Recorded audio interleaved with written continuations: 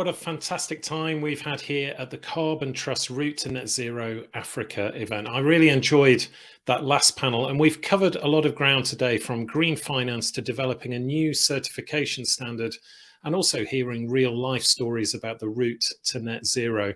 Don't forget, if you'd like to watch the talks again from today or any of the sessions from the Global Route to Net Zero series, make sure you subscribe to us on YouTube. And if you're a Twitter or LinkedIn user, you'll also be able to keep your finger on the pulse of change by following us on those platforms as well. On all of them, pretty much, we are the Carbon Trust. So if you're searching for us, just search for the Carbon Trust. Now, who better to close out the conference than Chris Stevens, who is the Director for Asia and Africa for the Carbon Trust. Chris has over 15 years experience in supporting decarbonisation of the energy and land use sectors. He advises governments, financial institutions and industry on how to accelerate their transitions and elevate their ambition to address the climate crisis. Chris, welcome, and over to you.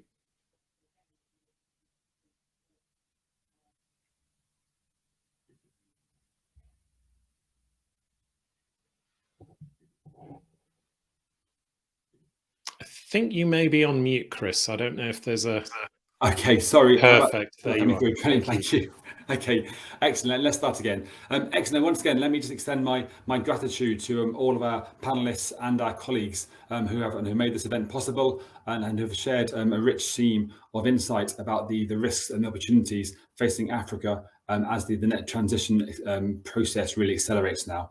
My task today is to provide an overview and really pick out some of those key messages to summarise what we learned today.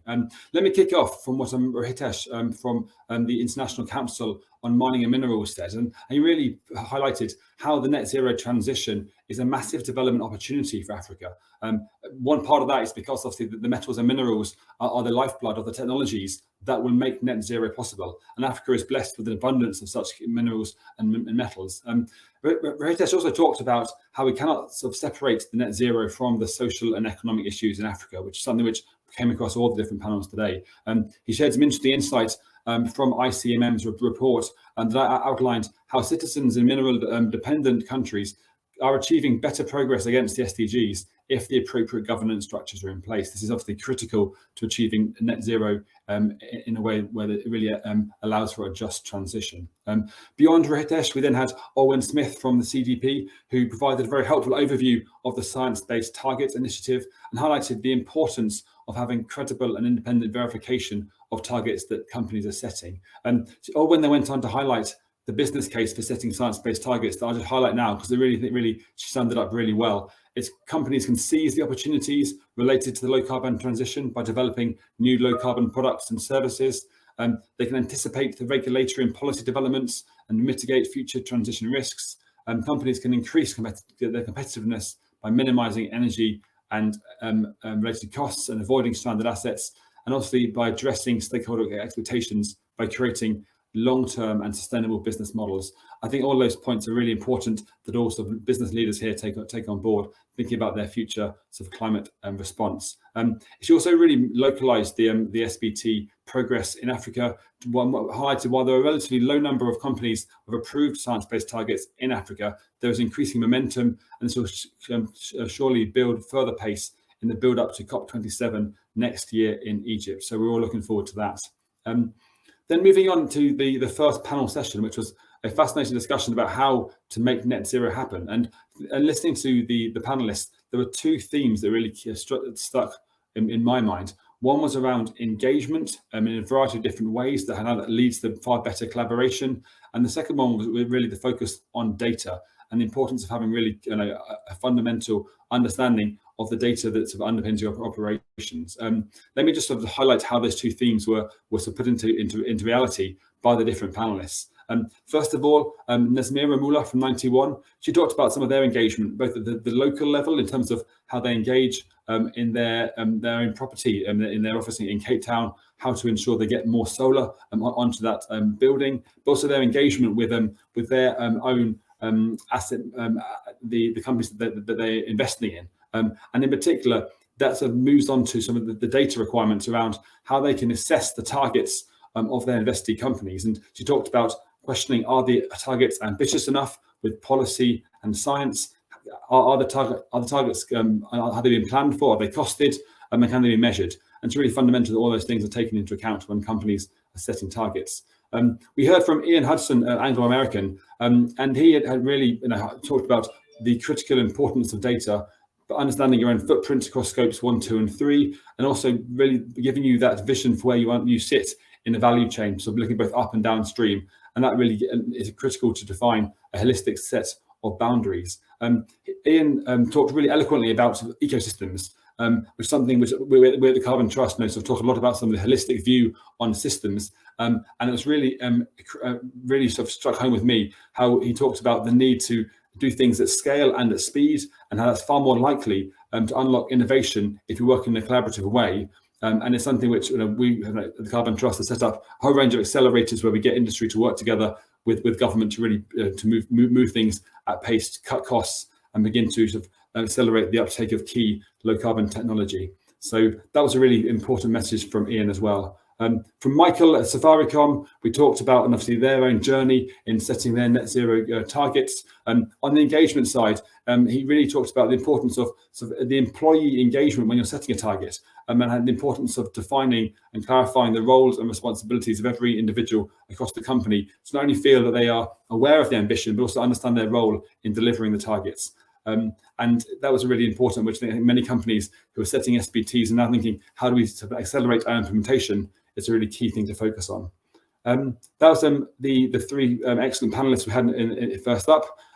Then we had a fascinating keynote from Anne Cabot-Alethauser from the Responsible Finance Initiative, who sort of talked about how do we begin to get long-term investors to support Africa's climate funding needs. And she really began to ask a whole range of very tricky questions, and in particular sort of highlighted some of the challenges in South Africa. And really, I like her phrase, it's time to grow up, and really in terms of thinking how we begin to ensure that long-term savings will fund change. And some of her points were really sort of quite telling around when she began to identify which types of investments do and do not actually lead to impact. And she talked about the importance of investing in primary issuances of bonds, active engagement, and combined with proxy voting. She really made a lot of very interesting sort of insights around the ESG data, and that needs to be translated into impact results and not simply be backward looking about previous performance. And she also once again highlighted some of the need for sort of coalitions of shareholders that act together to really bring about the system level change that's required. She talked about a cultural shift in how we run assets that was really fundamental, and highlighted a whole shift of whole spectrum of activities that needs to redefine the entire way that the sector operates. And so once again, a lot of those messages really sort of struck with me, and think there's a lot of action that needs to be taken to begin to really ensure that some of those recommendations are picked up by the key regulators and actors across the industry. And then finally, we just finished off with an excellent panel with really looking at the role of the financial institutions in supporting Africa's net zero. One of the key messages which really came across to me for this panel was thinking about some of the upskilling and the raising awareness and the capacity building that's required across the continent to make sure that key stakeholders are aware of the opportunities that sustainable finance can provide to delivering the net zero that was much needed in Africa.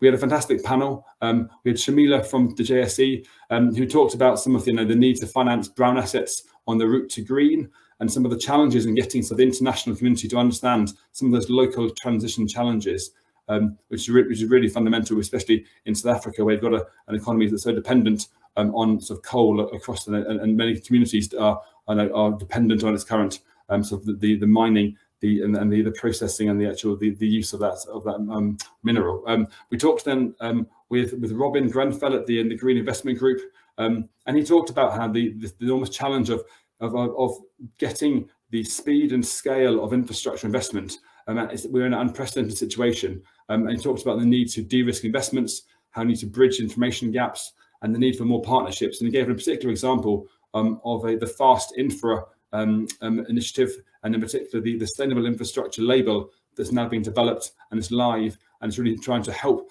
the ecosystem to understand what is sustainable and it looks to facilitate greater due diligence and attract greater investment into the much needed sustainable infrastructure markets across the emerging world. From Thomas at SEB, fascinating story about the Swedish bank that's been family owned for over a century and how they've been through multiple technology cycles. And in order for the bank to remain relevant in the future, they see it's critical to be very much at the forefront of investing in some of the net zero transition and supporting companies to do so. He also talks about how the first decade of green finance was about raising awareness, and now we're up to raising capital. And this is sort of the real business of transition has started, but this transition will be a lot sort of riskier and dirtier than many would like. And so there's a big issue in particular around the information gap, where some companies that have got a bad track record, they will need a lot of investment to begin to produce low carbon products that are fundamental to net zero. And it's really important that finance is allocated into some of these dirty parts of the transition, but that requires very credible and innovative financial products. Then we had Nigel from First Rand, and he talked very clearly about some of the skills gaps, both in South Africa but across the continent. And there's a broader awareness maybe that sustainable finance isn't yet mainstream, whereas clearly we need to begin to supporting different actors to understand the range and the shapes and sizes of climate finance that can help corporates, and not just green bonds, but thinking about the range of different sort of loans and other sort of products that are sort of that can be designed to fit companies on their own unique place in their journey. It's very much not one size fits all. And First Rand is a bank that's working with their partner organisations to begin to find products that are appropriate for organisations as they move and hopefully an increasingly fast way towards net zero. And then finally, we had Amal Lee, I'm from the CDC group, and she talked about the CDC's own plan to get to net zero by 2050, and in particular, both that long-term plan, but what that really means for the next 5-year strategy, and also thinking about what that means for individual investments. And that's something which is particularly challenging when investing in countries where there's a significant need to increase energy consumption, such as across sub-Saharan Africa. And she also highlighted the particular focus on supporting the just transition and the focus on communities that were negatively affected by certain sort of green investments. The final point she highlighted was this significant sort of gap between the growing amount of investment that's available for sustainable infrastructure and the sort of pipeline of projects that are bankable. And that's something which I think we all as a community need to work together to match those two things together if we are to sort of generate the investment and matching with the projects to achieve the goals that we've all set out now and that were agreed in Glasgow at COP26. So I think that's pretty much everything. So I've just had a whirlwind tour of what we learned. Once again, thank you all for tuning in. We really appreciate the time that you've taken to join this event. And we really look forward to working with many of you to support the net zero transition in Africa and globally. So once again, thank you very much.